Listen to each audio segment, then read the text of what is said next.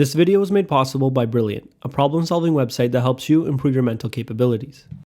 There's a psychological trait that all successful people appear to have in common. It's been co-signed by Bill Gates, and NASA uses it as a criteria for selecting potential systems engineers. This concept is called the growth mindset, a term originally coined by Carol Dweck. People with the growth mindset believe that intelligence or skill in any field can be developed through effort. Basically, they believe that anyone can nurture their abilities in anything.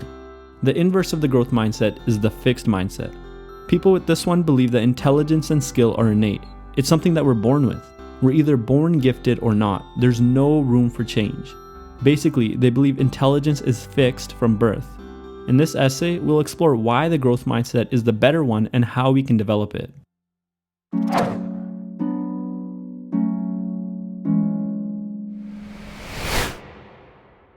So we talked a little about what the growth mindset is, the belief that intelligence and skill in any field can be developed. But let's also talk about what it's not. It's not magic. It won't help you get everything that you want out of life, and it won't make you the next Elon Musk or Steve Jobs. However, it is a very powerful lens with which to see the world, and it can improve the probability of your success. All of us are a mixture of both the growth and fixed mindsets. In some areas of our lives, we operate with the growth mindset. In others, we operate with the fixed mindset. Because of this, I want you to think of both mindsets like a pair of glasses. Some people wear the growth glasses more often and others wear the fixed glasses more. But we all wear both in different situations in our lives. Although we should all strive to wear the growth ones much more than we wear the fixed ones. But why?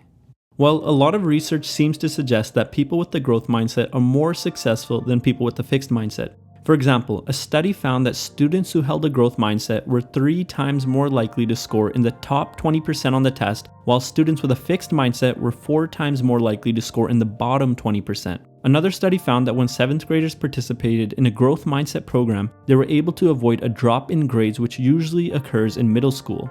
People with the growth mindset are much more resilient, which allows them to overcome challenging and difficult situations. Because they prioritize learning over failure, they're unafraid to take risks. They prioritize growing over stagnation. On the other hand, people with the fixed mindset don't want to challenge themselves because they believe talent and intelligence are fixed. They look at failure as an assault on who they are as a person. To them, lack of knowledge is an indicator of stupidity, and failure once means failure always. A person with the growth mindset believes that they're always in a state of flux and transformation, so they don't attach their identity to their results. Instead, they focus on the process of growing and learning. Few people will deny that the growth mindset seems to map nicely onto reality. We know that the brain can continue to learn until the day we die, thanks to the field of neuroscience. It also seems quite intuitive that people must work hard and persevere despite obstacles to end up being successful. So, the growth mindset seems to be a much more accurate view of reality than the fixed mindset. People with the growth mindset are living in greater accordance with reality than people with the fixed mindset. They can make truer decisions, whereas a person with the fixed mindset lives in a greater state of delusion. What do I mean by this? Imagine 2 entrepreneurs. One has the growth mindset and one has the fixed mindset. They are both in the early stages of their entrepreneurial journey. Suddenly, they both encounter a roadblock and are forced to make a decision. The one with the fixed mindset sees the long and arduous journey ahead of her due to the roadblock. The journey is in the way of what matters to her, the result. She believes that entrepreneurship should come easy to those who are destined for it. She decides to quit. The one with the growth mindset sees the long and arduous journey ahead of her and smiles. The journey is the way for her. The journey is what matters. Taking the role of a student, she accepts the long and arduous path as her teacher. She will allow it to mold her into the person she needs to become to achieve the results she desires. She decides to persist. When we look at both of these examples, most of us would agree that the entrepreneur with the growth mindset has a greater understanding of reality. Her decision is truer. We know that things take time, effort, and strategy to achieve, but it's often difficult to put that kind of thinking into practice. So, how can we develop the growth mindset? The first key to developing a growth mindset is actually very simple: understanding that it exists and that it's possible for the brain to change. Neuroscience has shown that our brains are not fixed and, in fact, they are very malleable. We can always grow and learn new skills. For example, a study found that taxicab drivers develop more gray matter in their brains to help them navigate more effectively in large cities. They also found that the amount of gray matter in their brains was correlated with the number of years that they had been working as a taxi driver. This suggests that the act of driving a taxi led to changes in their brains which allowed them to be more effective at their job. The second key is to focus on process over results. Dweck has said that we should praise others for their efforts and their process rather than praising them for their results. For example, it's better to say, you studied very effectively for that test and your hard work really paid off, rather than, you're so smart, you got an A. In the former example, we're focusing in on and praising the student's process, which is something that they can control. Hopefully, they'll learn to associate themselves and their results with that process. However, in the latter example, we praise the student for a result which is ultimately out of their control. Unfortunately, this student will likely begin to associate themselves with the result. I think it's really important to emphasize that it's not easy to pass a growth mindset on to others. It's not as simple as telling someone that they're a hard worker and that they just need to put in the effort. They need to internalize that they can change their results by changing their process. So they need to know how to effectively create a process, alter it, and produce results from that process. My solution to this is to keep a journal. Pick an activity that you want to get really good at. For example, let's say that I want to get really good at math. In the journal, I would write down my process for studying mathematics.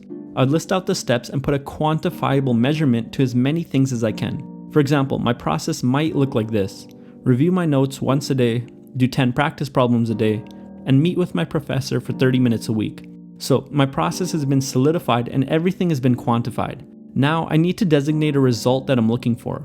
I need a target to aim at. Let's say that I'm looking for a grade of 80% or higher on my next exam. When I get my exam mark back, I compare it to my goal. If it's higher, then I know my system works, but I can still go back and alter parts of it to see if I can do even better. Or I can try and optimize it. Maybe I can spend less time reading the textbook and more time doing practice problems. If my grade comes back lower, I definitely need to go back and refine my process. I believe this method of keeping a journal, creating a process, and refining it until the desired outcome is achieved will help promote a growth mindset. It keeps our mind focused on a changeable process. The results are measured and paid attention to only as an indicator of how well our process works.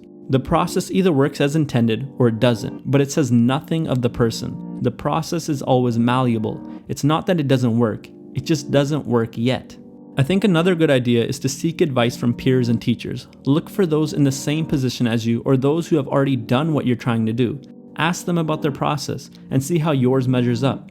You might find things that they do or have done that you would like to adopt into your process. Read books about people you admire. Try to find details about their process that you can incorporate into your own. Lastly, do challenging things. To even have a chance of fostering the growth mindset, you have to step outside of your comfort zone. People who don't leave their comfort zone begin to believe that their success is due to innate talent because everything comes so easy to them. For example, a student who is never challenged in school will begin to believe that they're innately smart. I get A's, therefore I'm smart, they might say. The result comes so easy to them that they don't even think about the process. Unfortunately, all they see is the result and they get attached to that. When they inevitably get a bad grade, they'll think that they're dumb. They lose faith in themselves because they didn't get the result that they're used to receiving so easily. On the other hand, going outside of your comfort zone forces you to adopt the growth mindset to avoid shattering under the weight of adversity. You have to focus on and adjust the process because you can't possibly achieve the result you desire with your current process. By definition, that's what it means to step outside of your comfort zone. So now you know about the growth mindset, why it's important, and some ideas on how to develop it. Keep in mind that it takes a lot of effort to develop and that it'll always be a battle to avoid falling into the fixed mindset. People will say certain things or things will happen that trigger a fixed mindset in us. It's important to notice when this is happening and try to avoid getting fixed in place. I'd like to close out with this quote from Carol Dweck. The path to a growth mindset is a lifelong journey, not a proclamation. As we already know, it's important to challenge ourselves in order to develop the growth mindset. Brilliant.org is the perfect place for those seeking a mental challenge. Brilliant is a problem-solving website designed to push your mental capabilities. Just as you get comfortable with the problems and start finding them easy, Brilliant steps up the difficulty so you constantly step outside of your comfort zone. My favorite course right now is Logic, which helps strengthen my analytical muscles. I started with the truth-seeking quiz, which seems almost obvious, and quickly incorporated multi-level thinking of red-eyed dragons. It's really a fun way to learn and to grow. Just go to brilliant.org/freedominthought or click the link in the description below and you can sign up for free. As a bonus for those who are ready to push themselves even further, the first 200 people will be hooked up with 20% off the annual subscription.